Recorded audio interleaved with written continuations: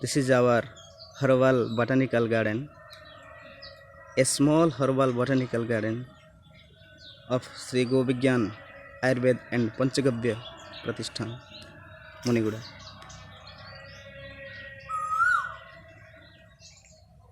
हम आपको सुनाते हैं कोयल की मधुर कुहू कुहू आवाज़, जिसको सुनते ही मन में आनंद की लहर खिल जाती है।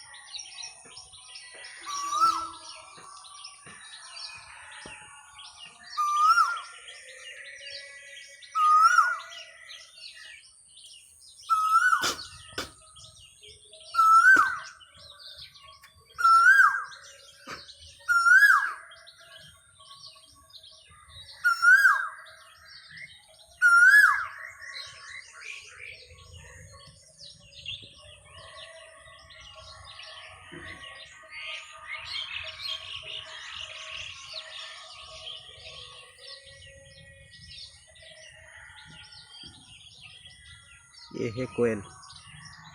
It is an endangered species. We want to conserve the endangered plant species and endangered animal and bird species. The Wildlife Conservation Act 1972. This act tells nobody should cut down the endangered plant species and endangered animal species. हम सबको अपने पर्यावरण के लिए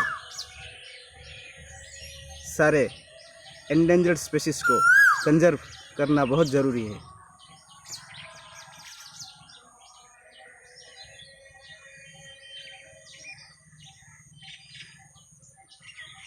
मैं आपको zoom करके दिखाने की कोशिश कर रहा हूँ। कोयल वहाँ कुहू कुहू कर रही है।